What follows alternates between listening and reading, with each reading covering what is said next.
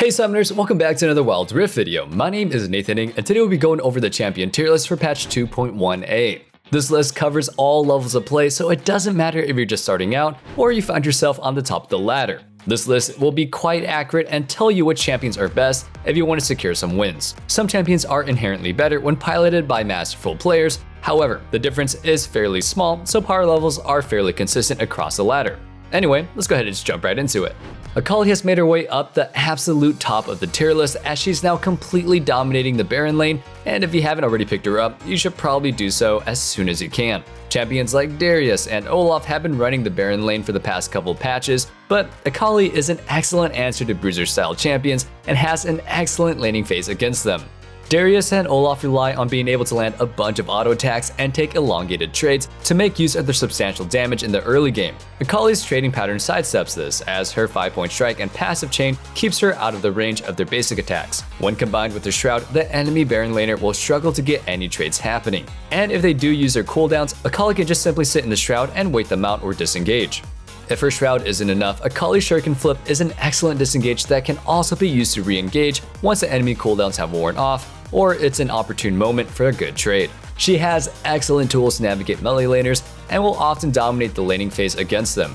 Against ranged champions, Akali's perfect execution and extreme amount of damage in her kit help her constantly all-in and threaten kills against them. When played well, it's almost impossible to survive Akali's all-ins, especially after she gets her Hextech revolver. Speaking of items, Hextech Gunblade is one of the craziest power spikes in the game. Once you complete this, your damage is through the roof, you heal a bunch, and you have an extra slow to chase people down. Once you complete this item, Akali becomes insanely threatening, and it never really slows down. Akali scales great into teamfights, bursting through entire backlines with ease. She's an excellent pick right now, and definitely in the OP tier. Darius was already pretty good, but the extra slow on his Apprehend and increased healing on his Decimate has solidified him as an excellent Baron pick on the current patch. His laning phase was already great, and now with his ability to chase down carries improved, he's even scarier in teamfights and skirmishes. The extra healing is also incredible and can really pay off later in the late game fights. If you don't burst down Darius, he'll be healing up, and he'll also be slaughtering your entire team. Darius is one of those champions that relies on brute force to play the game. If you don't get 5 stacks of your passive, you're extremely useless. Trading as Darius can feel somewhat difficult until your passive fully stacks, upon which you transform into the best champion in the game. Anyone who fights you with a stacked passive will be swiftly deleted, and making sure that you can extend the trade to reach this point is vital for good Darius gameplay. While getting 5 stacks on a carry may be difficult, part of what makes Darius so strong is that once he gets those 5 stacks, he can instantly apply 5 stacks on all of his attacks. This means that Darius can go ahead and stack up a tank or an enemy support, and then flash forward to unleash onto the unsuspecting carries. He's hard to shut down if your team has a lot of melee champions, and unless you can crowd control him and keep your distance, he's very strong in teamfights. If Darius is allowed to fully stack his passive, a well-placed Decimate combined with his flash can lead to 5 chained Noxian guillotines and a dead team. Darius's raw power is immense, and he is a slouch at no stage of the game. The buffs only made him better, and if you haven't already, pick him up now. Olaf has received some pretty substantial nerfs to his base stats and Undertow, which has knocked him down a peg. On the last patch, playing Olaf was pretty risk-free. His stats were so high they can go ahead and outmatch almost any champion in any situation. And his slow on Undertow was so brutal that surviving against him as a ranged champion was also extremely difficult. Now he won't be able to face tank any AD champion with ease, and you have more opportunities to kite him even if you're tagged by his axe. He's still a great Baron laner, but he's certainly been bumped down a tier. Here's our updated tier list for the Baron lane. Before we continue, make sure you join our Wild Rift Discord in the description down below and subscribe to keep up with all these updates relating to Wild Rift. Amumu has been slowly falling down the tier list, and while he's still a great teamfighting jungler, he's not that great at winning games on the Wild Rift. When you're on the Wild Rift, early game strength is extremely important. Most games are won in the early game, and being able to consistently influence it is quite important. Often, you don't get to reach your later game spikes, and you don't have any impact whatsoever. Champions like Lee Sin can dominate the lanes and carry the game far before Amumu can really get off the floor, so he's been falling out of favor somewhat. Amumu's Curse of the Sad Mummy is still one of the best ultimates in the game, and if you can get to teamfights on even footing, it can absolutely be game-changing. However, Amumu's lack of early game agency and gank threat is enough to push his power level down quite far, so he is no longer one of the best junglers on the patch.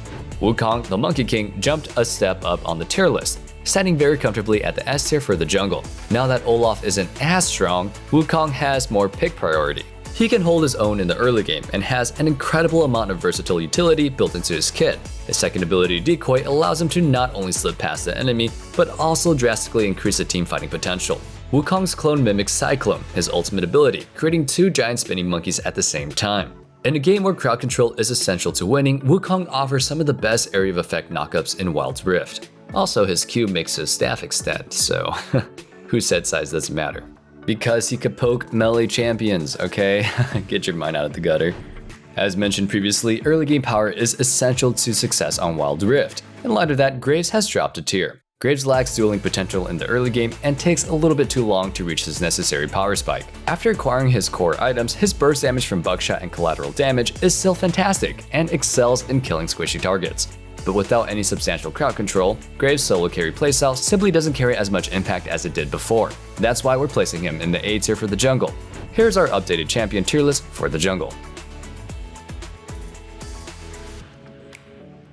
Before we get into the rest of the video, our question of the day is, what item do you think needs to get nerfed? I'm glad that Blade of the Rune King got a nerf this patch, as it was built by too many ADCs who don't really even synergize with the on-hit passives. But it was just so damn good. Make sure to leave your answers in the comments down below. Aurelion Soul has found his way to the top of the tier list, and while it may seem somewhat unexpected, it's for good reason. There's a few things that makes Aurelion Soul absolutely top tier, and some of them aren't immediately obvious. First of all, on Wild Rift, early game is king. Aurelion Soul's early game traits are immensely powerful, and his first two levels are some of the best in the game. Aurelion Soul can almost always force priority by pushing the minion waves, and can always roam to his jungler to help out. He also has great gank setup with his Star Surge, and his trading is pretty good. Comet of Legend allows him to recall and come back to lane quickly or fly across the map to impact the side lanes. Aurelion Soul's lack of scaling has always been his biggest downside. However, it's come to be far less awful than most might think. Aurelion Soul's damage to frontliners can be excellent, and with a few items, his combo deals substantial burst damage that can go ahead and be scary to enemy carries if they miss position. His CC is also excellent, and he pairs pretty nicely with carries that like to kite out enemy compositions like Jinx and Xayah. Most interestingly, Aurelion Soul's ducking and weaving and movement reliant gameplay is incredibly intuitive on mobile control schemes. The joystick is wonderful for piloting Aurelion Soul and is far better than a mouse and keyboard for extremely precise movements. ASO flows nicely when played on the mobile and is definitely more effective on the Wild Rift than on the PC version. There's a lot of finesse to Aurelion Soul, and while you might not find immediate success with him due to how strange it is to play him, stick with it and in a few games you'll find yourself absolutely dominating. Yasuo has wandered from the A tier to the S tier for this tier list. The Unforgiven is an excellent mid laner this patch. His matchups are excellent, most notably his matchup into A-Soul, who struggles to deal with Yasuo's rampant mobility. Yasuo's early game is also pretty insane, and his gap closing being extremely dangerous to any ranged mids. In most matchups, whenever a melee champion engages onto a ranged champion, they initially win that trade, but if they can't commit to the kill, they have to disengage. Well, as they disengage, the ranged champion can land uncontested auto attacks and abilities, evening out the trade. Yasuo, on the other hand, has his passive shield to block the initial damage, and can use Windwall to negate any retaliation at this point during the exchange. Yasuo's damage also scales very well, and once he completes his Infinity Edge, he is one of the strongest champions in the game. Few champions can match his 2-item power spike, and if he's allowed to auto-attack, he will devastate. His Last Breath also synergizes very well with other meta picks like Alistar and Gragas, and he can easily wobble combo entire enemy teams. He's great at almost every single point in the game, with his only real limiting factor being that he is quite difficult to play. Since Yasuo players are becoming more experienced, he's becoming a very good champion, and he'll only get better as players become more familiar with him. Here's our updated tier list for the mid lane.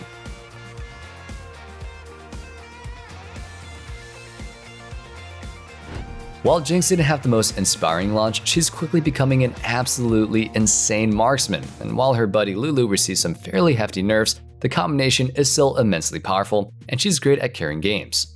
Jinx isn't the most impressive laning phase marksman, but you gotta consider the poke from Zap is not to be ignored, and the extra range from the rockets often allowed her quickly push in waves. She's pretty safe in the early game and hard to punish, which makes it quite easy for her to hit her spikes and come into the mid game team fights ready to carry. What really defines Jinx is her team fighting, and when she has a composition built around her, with Frontline, Engage, and an Enchanter, she is gonna be absolutely devastating those fights. Jinx Lulu was absolutely broken last patch, and while Lulu is Wars for Wear on 2.1a, it's still a wonderful combo, and the extra shields, health, peel, and movement speed makes Jinx an immensely powerful hyper carry. When Jinx starts sending out tons of crit rockets, entire teams can be wiped out in mere seconds. and if there's an enchanter to make her safer, teamfighting can be nearly impossible, especially if Jinx doesn't make a huge mistake.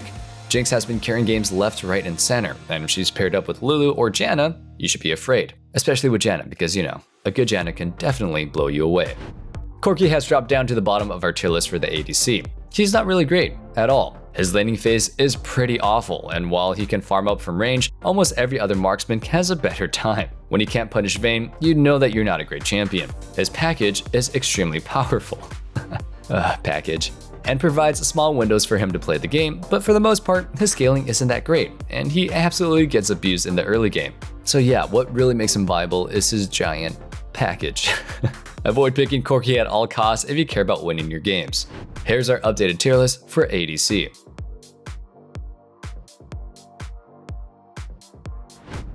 As we mentioned before, Lulu has received some sizable nerfs, and we moved her down to the A tier for patch 2.18. Her base stats got hit, her polymorph duration went down, and her shield duration was cut in half. Oh, and did I mention her cast ranges were lowered? The shield duration nerf is especially brutal, as you can keep carries shielded for almost an entire fight before. As rough as these nerfs are, her synergy with the premier marksman on the patch before is still insane. And if you're a skilled Lulu player, you can still make her work. However, if you just like playing enchanters, you should probably just move on to the next champion that we're going to be covering. And that champion is Janna. She's the kingpin of enchanters right now, and if you want your marksman to have a great game, slam the Janna lock-in and watch them go to work. Her peeling ability between Howling Gale and Monsoon is unmatched, and Zephyr's damage in lane is extremely obnoxious. Eye of the Storm is great at protecting your marksman while also upping their damage, and can turn any mediocre marksman into a star at a moment's notice. If the enemy team is filled with pesky assassins, lock in Janna and you'll be absolutely ruining their day.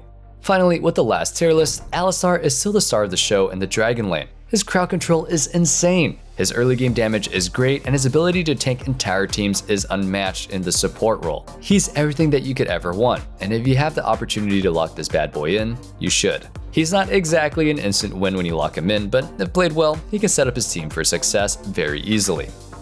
Here's our updated tier list for the supports. That wraps up our tier list for 2.18. Thank you so much for watching, and make sure you answer our question of the day in the comments down below. Go look on the Rift, and make sure you subscribe and join the Discord so you don't miss out on any Wild Rift updates. With all that being said, stay safe, stay healthy, and have a wonderful day. Peace.